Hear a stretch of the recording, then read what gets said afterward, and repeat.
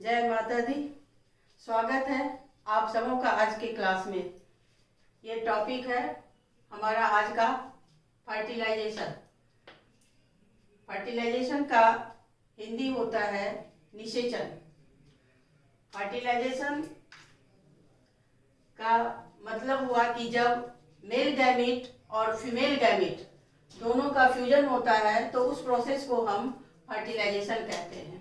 इससे पहले क्लास में हमने गैमेटोजेनेसिस पढ़ा था, जिसको हमने दो पार्ट में पढ़ा, स्पर्मेटोजेनेसिस एंड दूसरा ओजेनेसिस। स्पर्मेटोजेनेसिस में हमने सीखा ये मेल गैमेट कैसे बनते हैं और ओजेनेसिस में हमने सीखा ये फीमेल गैमेट कैसे बनते हैं। तो फर्टिलाइजेशन को हम कह सकते हैं कि fusion of male and female gamete, या in other words we can say that fertilization is a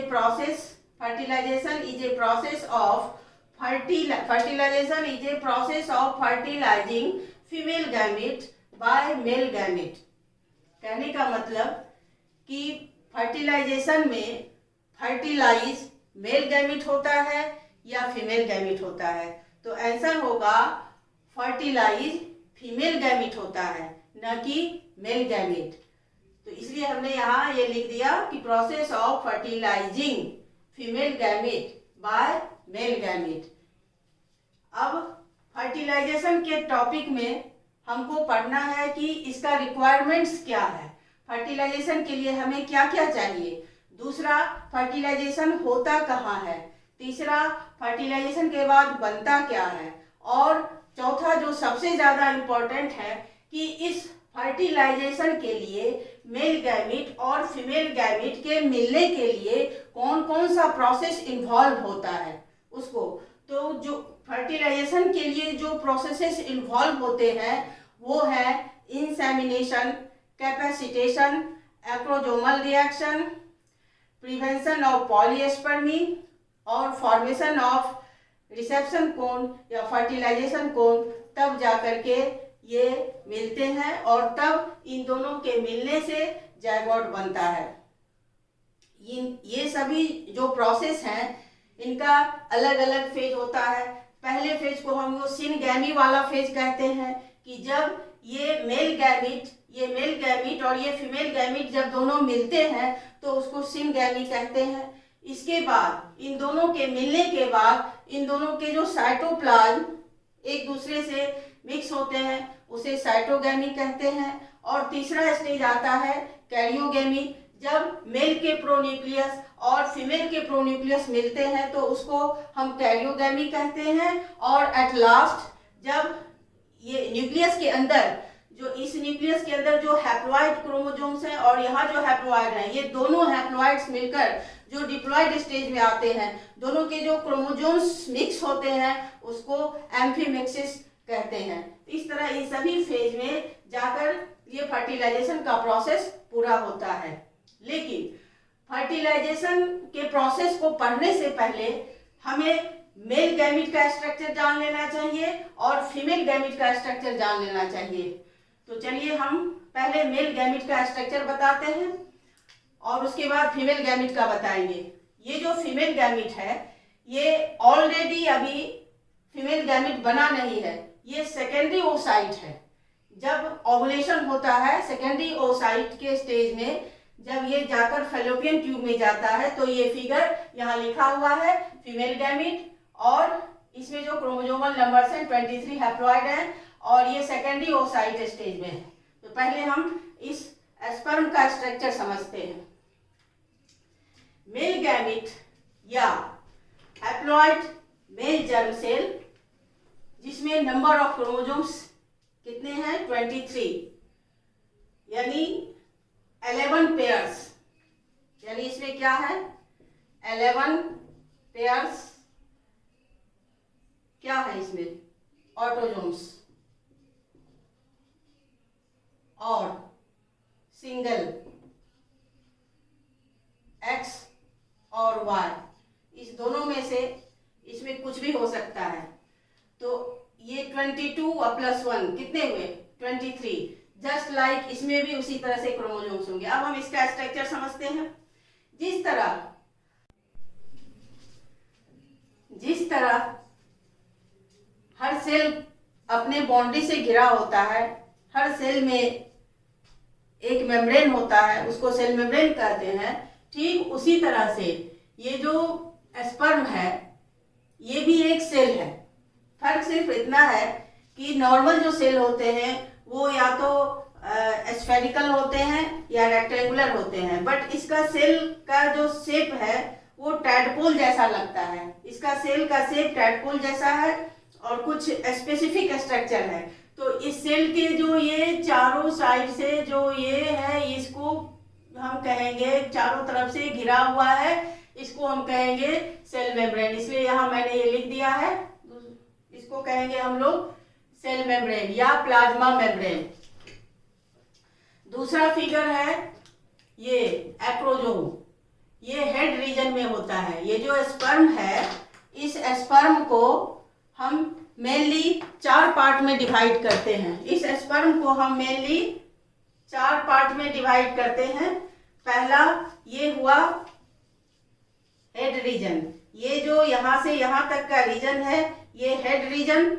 ये जो नैरो दूसरा पार्ट है इसको कहेंगे नेक रीजन, जो नैरो पार्ट। आप ध्यान से फिगर को देखिए, ये आगे वाइडर पार्ट है, नैरो यहाँ आके नैरो हो गया है।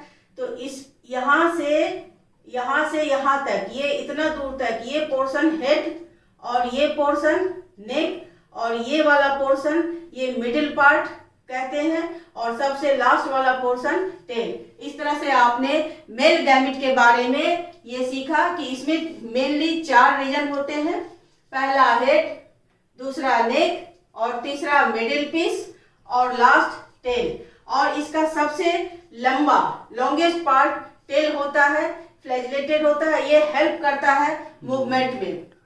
तो जो मेन पार्ट है इसका वो हेड रीजन है। क्यों?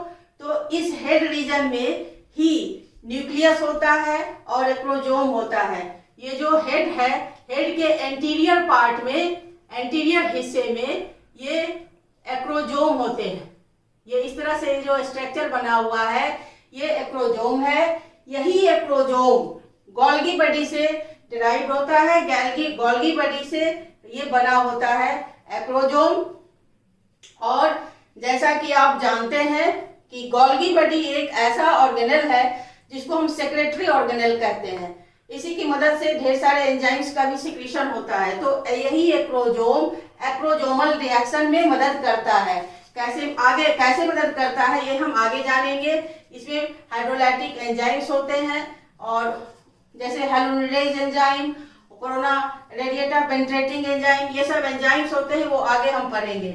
और इस एक्रोजोम के ठीक नीचे न्यूक्लियस होता है। इसी न्यूक्लियस में क्रोमोजोम्स होते हैं और इस न्यूक्लियस के ठीक नीचे ये प्रॉक्सिमल सेंट्रियोल और डिस्टल सेंट्रियोल, यानी कि नेक रीजन में 2 सेंट्रियोल्स होते हैं, प्रॉक्सिमल एंड डिस्टल। ये प्रॉक्सिमल सेंट्रियोल जाकर के क्लीवेज में मदद करता है। जब ये सेकेंडरी ओसाइट ओवुलेशन के टाइम जब फैलोपियन ट्यूब में जाता है और इस सेकेंडरी ओसाइट से जब स्पर्म का फ्यूजन होता है उस वक्त ये प्रॉक्सिमल सेंट्रियोल मदद करता है, इसको जैकोट बनने में और क्लीवेज में हेल्प करता है। और दूसरा है डिस्टल सेंट्रियोल, ये एक्सियल फिलामेंट के फॉर्मेशन में हेल्प करता है। तीसरा है मिडिल पार्ट। मिडिल पार्ट भी बहुत इंपॉर्टेंट पार्ट है क्योंकि इसी पार्ट में ये देखिए इस तरह से स्पाइरली बने हुए ये माइटोकॉन्ड्रियन है। ये स्पाइरली स्पेसिफिक शेप का माइटोकॉन्ड्रिया होता है। इसको हम लोग ये जो माइटोकॉन्ड्रिया है इसको हम लोग नेवेटन शीथ बोलते हैं। और ये जो पेरिफेरल साइटोप्लाज्म है इसको हम मैंचेट कहते हैं। और ये लंबा पार्ट टेल हुआ।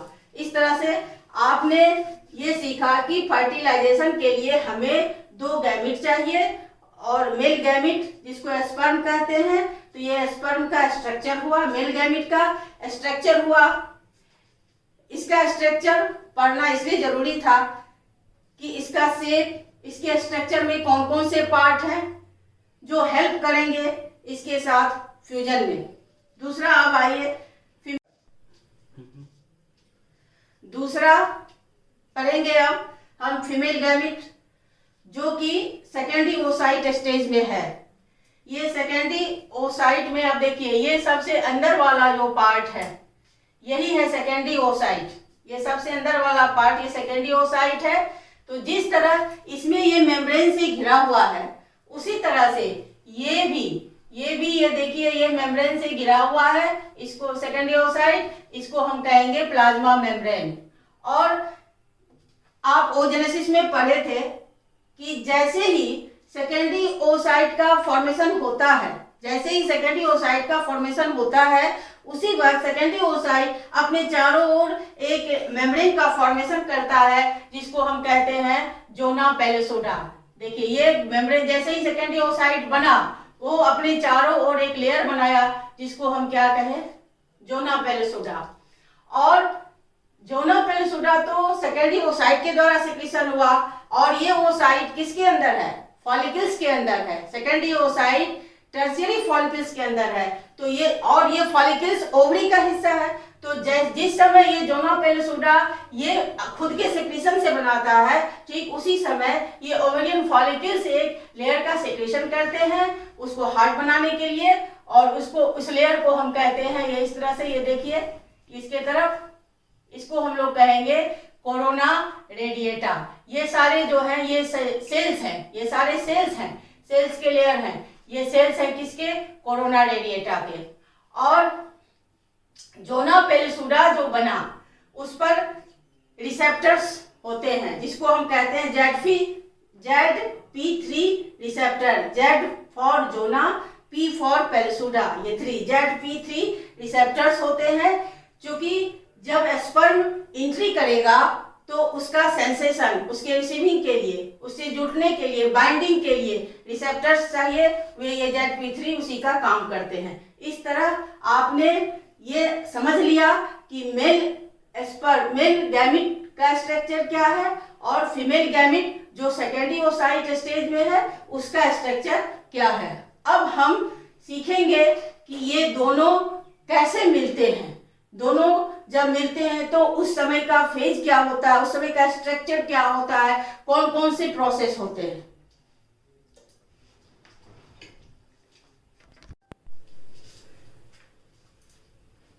फर्टिलाइजेशन के लिए जो प्रोसीजर्स हैं, फर्टिलाइजेशन यानी निषेचन के लिए, अथवा मेल गैमिट को फीमेल गैमिट से मिलने के लिए जो प्रोसीजर होता है, वो मेनली ये 6 प्रोसीजर हैं। पहला प्रोसीजर आता है insemination. Insemination is the process of input of semen into female genital tract, यानी कि स्पर्म और स्पर्मेटिक फ्लूइड दोनों को मिलाकर सीमेन बनता है। दोनों को, स्पर्म और स्पर्मेटिक फ्लूइड दोनों को मिलाकर सीमेन कहते हैं। और ये सीमेन को इंट्रोड्यूस किया जाता है फीमेल के जेनिटल ट्रैक्ट, यानी कि वेजिना होकर के, और वहाँ ये इंसेमिनेशन हुआ। दूसरा प्रोसेस है कैपेसिटेशन। जब इंसेमिनेशन हो जाता है तब ये स्पर्म मोटाइल, इन स्पर्म को मोटिलिटी प्रोवाइड किया जाता है। ये फीमेल के जेनिटल ट्रैक्ट में इनको ऐसा पोटेंशियल दिया जाता है, ये ऐसे पोटेंशियल को अटेंड करते हैं ताकि ये फैलोपियन ट्यूब में जाकर उसको फर्टिलाइज कर सके।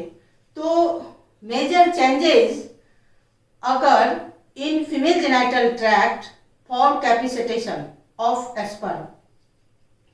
वो चेंजेस क्या होते हैं, तो जो स्पर्म का हेड रीजन है, हेड के आगे जो एक्रोजोम होते हैं, उस एक्रोजोमल वाले रीजन को एक्टिव बनाया जाता है, और जो स्पर्म के ऊपर कोलेस्ट्रॉल का लेयर होता है उसको हटाया जाता है, और इनहिबिन प्रोटीन उसको रिमूव किया जाता है ताकि ये स्पर्म मोटाइल हो सके, और वो फीमेल जेनिटल ट्रैक्ट यूट्रस के होते हुए, यूट्रस का जो लोअर पोर्शन सर्विक्स होता है, ये सर्विक्स उसके बाद यूट्रस और फिर फैलोपियन ट्यूब में जाकर पहुंच सके। इसी को हम कैपेसिटेशन कहते हैं। तीसरा प्रोसेस है acrosomal reaction. Acrosomal reaction acrosomal reaction जैसे ही ये स्पर्म फीमेल गैमीट के कांटेक्ट में आता है तो स्टार्ट हो जाता है। वो कैसे होता है कि जो हेड के आगे जो एक्रोजोम होता है, उस एक्रोजोम में एंजाइम्स होते हैं, जिसको कि हम हाइड्रोलाइटिक एंजाइम्स भी कह सकते हैं, क्योंकि ये हाइड्रोलाइज करता है। और उस हाइड्रोलाइटिक एंजाइम के जो कंपोनेंट्स हैं वो मेनली हाइल्यूरोनिडेज एंजाइम।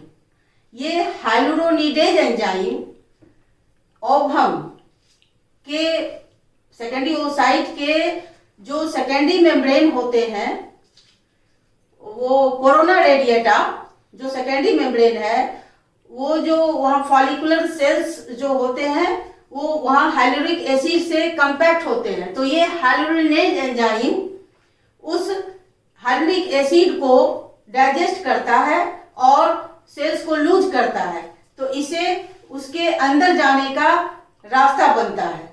तो इस तरह ये एक्रोजोमल रिएक्शन में जो एक्रोजोम होता है उससे हाइल्यूरोनिडेज एंजाइम सिक्रीट होता है और वो हाइल्यूरिक एसिड को डिसॉल्व करके आगे पाथ बनाता है। और फिर दूसरा एंजाइम कोरोना पेनिट्रेटिंग एंजाइम का सेक्रेशन करता है, जो कोरोना रेडिएटा के जो लेयर होते हैं उसको डाइजेस्ट कर देता है और फिर अंदर जाता है। अंदर ये जैसे ही पहुंचता है तो जो प्राइमरी मेम्ब्रेन है सेकेंडरी ओसाइट का, वो है जोना पेलिसुडा।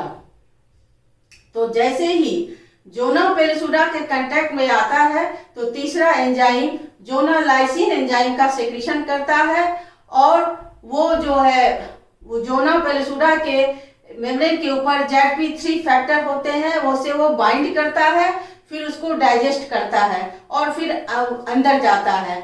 और इस तरह एक्रोजोमल रिएक्शंस कंप्लीट होते हैं। एक्रोजोमल रिएक्शंस के लिए कैल्शियम आयन का होना बहुत जरूरी होता है। Without calcium ion this can not occur. और चौथा है प्रिवेंशन ऑफ पॉलीएस्पर्मी। जब एक्रोजोमल रिएक्शन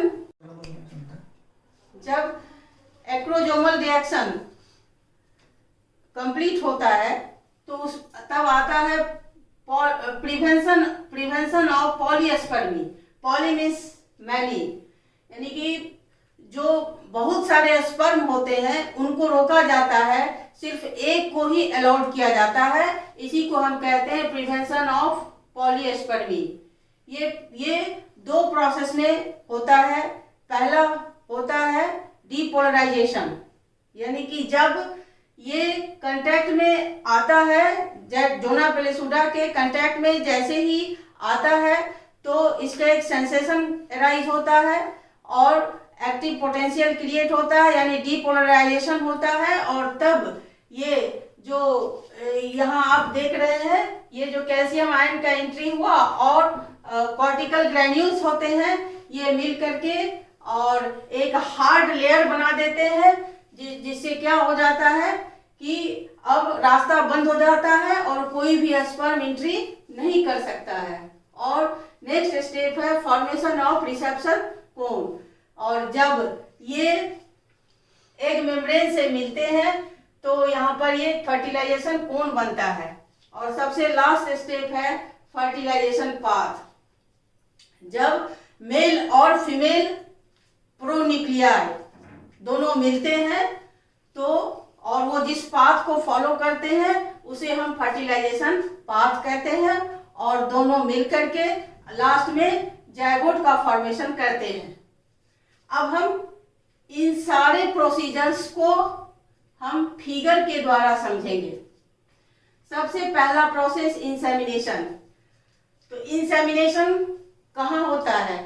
इंसेमिनेशन फीमेल के वैजिना में होता है और वैजिना से आगे का जो यूट्रस का जो lower portion, lower narrow contraction सिकुड़ा हुआ पार्ट होता है, इसको सर्विक्स कहते हैं, वहां पहुंचता है।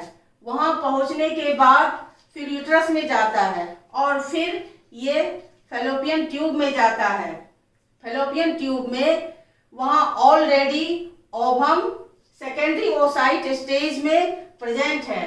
तो ये जो फिगर आप देख रहे हैं ये सेकेंडरी ओसाइट है, ये सेकेंडरी ओसाइट है और रिसीव कर रहा है कैपेसाइटेड स्पर्म को। ये सेकेंडरी ओसाइट का फिगर है और ये सारे क्या हैं, स्पर्म्स। हमने 3 ही बनाया है, इसके चारों ओर ऐसे बहुत सारे स्पर्म्स होते हैं। ये स्पर्म से घिरा हुआ है, तो ये इस तरह से पॉलीस्पर्मिक कंडीशन में है। लेकिन इन सारे स्पर्म में से एक ही स्पर्म इसके अंदर जाएगा। तो ये जो सेकेंडरी ओसाइट है ये इसका न्यूक्लियस है और ये इसका मेम्ब्रेन है। इसको प्लाज्मा मेम्ब्रेन कहेंगे।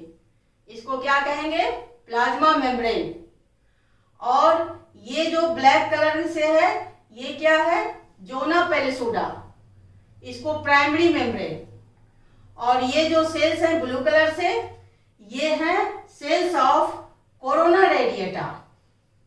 तो ये जो स्पर्म है ये सभी स्पर्म्स कैसे हैं, कैपेसाइटेड। ये सभी स्पर्म्स कैसे हैं, कैपेसाइटेड हैं। ये सारे स्पर्म्स का कैपेसाइटेशन कहाँ हुआ, फीमेल के जेनिटल ट्रैक्ट में हुआ। और ये कैपेसाइटेड स्पर्म्स अब सेकेंडरी ओसाइट के पास आ चुके हैं। और ये कहाँ है, ये अभी फैलोपियन ट्यूब में है। कहाँ है ये, फैलोपियन ट्यूब में है। तो अब इंसेमिनेशन के बाद कैपेसाइटेशन भी हो गया। और तीसरा है एक्रोजोमल रिएक्शन। तो जैसे ही अब ये कैपेसाइटेड स्पर्म्स इस कोरोना रेडिएटा सेल्स के पास जैसे ही आते हैं तो एक्रोजोमल रिएक्शन स्टार्ट होता है। तो एक्रोजोमल रिएक्शन में पहला स्टेप क्या होता है, तो पहला स्टेप ये जो सेल्स है फॉलिकुलर सेल्स, यहीं पर ये मिट जाएंगे, ये लेयर, ये हाइलुरोनिडेज एंजाइम जैसे ही ये रेडिएटा सेल्स के कांटेक्ट में आते हैं तो ये एक्रोजोमल पार्ट से हाइलुरोनिडेज एंजाइम इसको डाइजेस्ट करता है और ये सारे सेल्स, ये जो सेल्स है ये लूज हो गए। तो इस तरह हाइलुरोनिडेज एंजाइम हाइलुरोनिडेज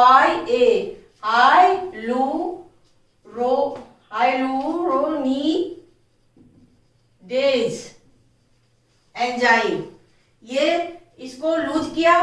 और दूसरा एंजाइम कोरोना पेनिट्रेटिंग एंजाइम, तो ये इस लेयर को डाइजेस्ट कर दिया और ये स्पर्म जो है अब यहां तक पहुंच गए। ठीक है, अब इसके बाद का स्टेज, इसके जैसे ही इसके बाद का, अब ये जो है ये जोना पेलिसुडा, ये अब ये देखिए यहाँ ये जोना पेलिसुडा का फिगर है ये।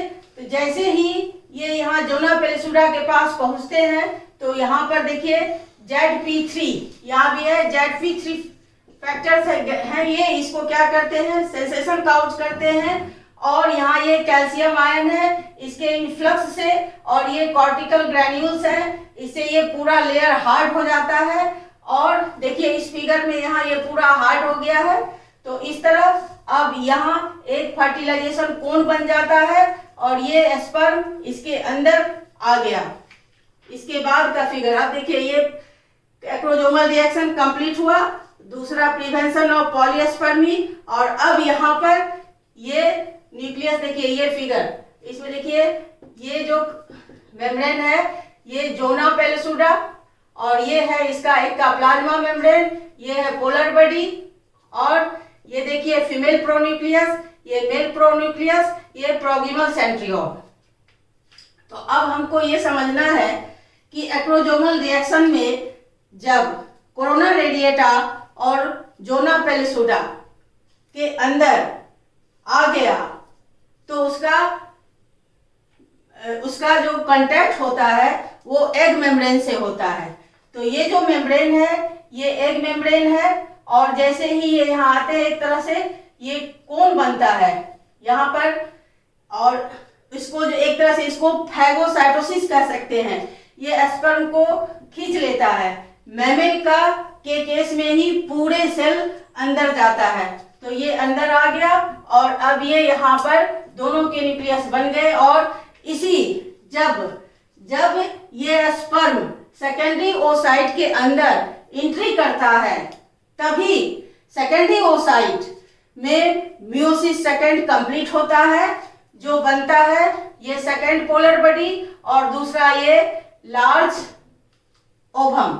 अब ये जो फिगर है ये एक्चुअली में फीमेल गैमिट है, यही है ये एक्चुअली में फीमेल गैमिट, और यही इसके मिलने के बाद यहाँ इसका म्योसिस सेकेंड पूरा हुआ, ये ओवम हुआ और ये पोलर बॉडी जो डिजेनरेट कर जाता है, और इसमें यहाँ मेल का न्यूक्लियस है, मेल का प्रोन्यूक्लियस है और ये फीमेल का है। और अब इसको चाहिए डिवीजन के लिए सेंट्रियोल। तो स्पर्म के स्ट्रक्चर में हमने पढ़ा था कि 2 सेंट्रियोल होते हैं, प्रोक्सिमल एंड डिस्टल। तो यहाँ ये स्पर्म का ही प्रोक्सिमल सेंट्रियोल इसमें एंट्री करता है और वही आगे क्लीवेज में मदद करता है। तो इस तरह से ये दोनों मिलकर के जायगोट का फॉर्मेशन बनाए, और इस प्रोसेस को ही हम एम्फीमिक्सिंग कह सकते हैं। दोनों का यहाँ पर जो न्यूक्लियस भी मिला, पहले कैरियोगैमी हुआ फिर एम्फीमिक्सिस हुआ, और जायगोट बनने के बाद तब इसमें क्लीवेज स्टार्ट होता है। और मेल न्यूक्लियाई और ये मेल और ये फीमेल, ये दोनों न्यूक्लियाई जिस पाथ को फॉलो करते हैं उसे हम फर्टिलाइजेशन पाथ कहते हैं। धन्यवाद।